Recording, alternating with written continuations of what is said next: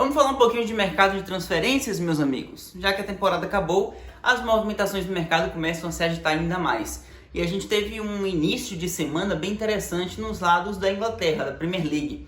Primeiro, Kai Havertz, segundo Fabrício Romano, é o novo reforço do Arsenal. A negociação, enfim, foi concretizada por um valor de 60 milhões de libras. Um reforço que, inclusive, era monitorado pelo Real Madrid, mas o Real não queria pagar tão caro essa pedida do Chelsea pelo jogador alemão, e o Arsenal decidiu pagar. Na Premier os caras ganham muito dinheiro, obviamente, e estando numa segunda colocação de Premier League, a qual o Arsenal terminou, a verba recebida foi bem grande e o Arsenal está começando a investir. Reforço interessante para um Arsenal que começa a ter mais opções. O Arsenal ficou nítido que acabou perdendo a Premier League por não ter o fôlego suficiente para rodar o elenco no final da temporada, não teve as peças de reposição necessárias. O banco caía muito do time titular quando entrava em campo, o nível abaixava muito, e o Arsenal percebeu isso e está utilizando a verba que recebeu na temporada para se reforçar. O Havertz chegando para compor o elenco à frente, a gente tem um time que tem na frente Saka, Gabriel Jesus e o Martinelli, tendo mais uma opção, é algo bem interessante. O Havertz também consegue fazer uma de segundo atacante, até de meio de vez em quando, vinha jogando mais à frente, centralizado no Chelsea. Vai ser uma incógnita assim ainda para mim, como o técnico do Arsenal vai utilizar o Kai Havertz. Pode utilizar na vaga do Gabriel Jesus, pode dar um fôlego extra para o Odegaard como meia, até pelos lados do campo. É um reforço bem interessante e um valor que acaba sendo até razoável para a transferência, sendo Premier, já que a gente sabe que jogadores nesse tipo de transferência são cada vez mais inflacionados.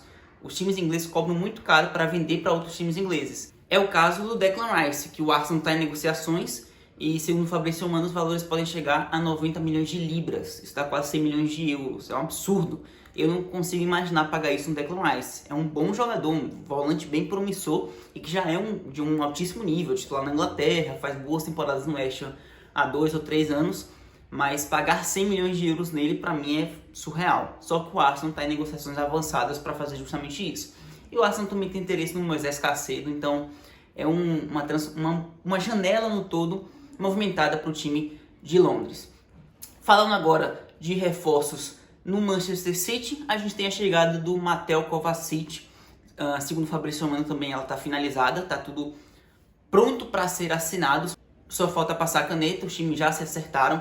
O Kovacic chega por valores que giram em torno de 30 milhões de libras, caro, mas na medida do possível nem tanto, se tratando também de uma transferência Premier. O Kovacic já está liberando uns 30 anos, para mim uma transferência que vai dar muito certo.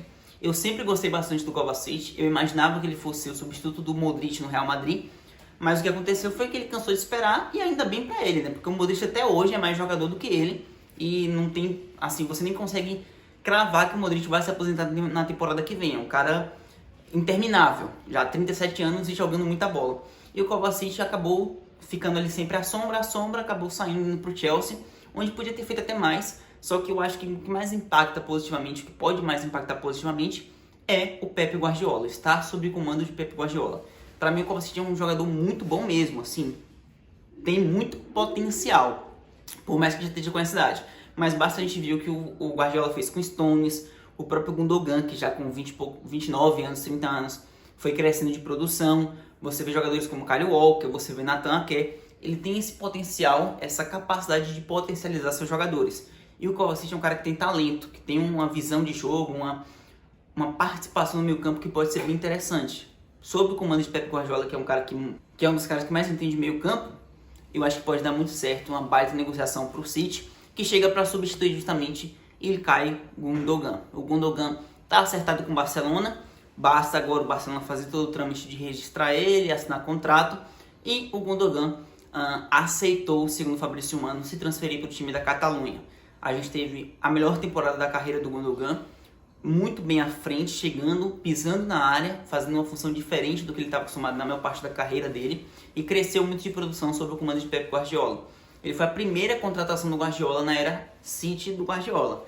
O Guardiola chegou e a primeira contratação foi o Gundogan.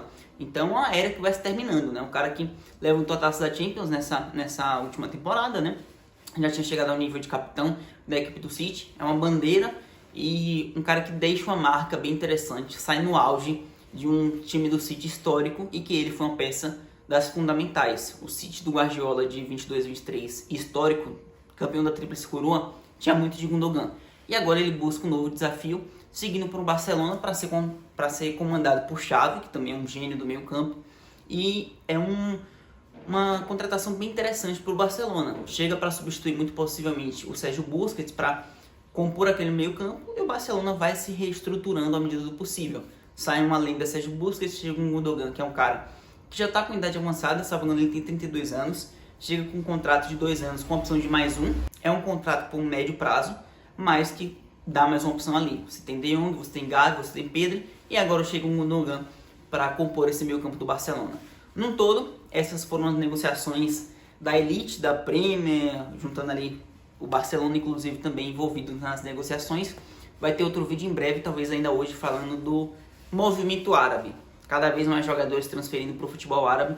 A gente vai ter um vídeo especificamente disso para falar só dessas novas negociações que também aconteceram nesse início de semana e desse fenômeno que está acontecendo na janela de transferência que não deve acabar por aí. Valeu, tamo junto, até o próximo vídeo. Muito obrigado por assistir. Se inscreve no canal se você está chegando por aqui agora. Até o próximo. Tchau.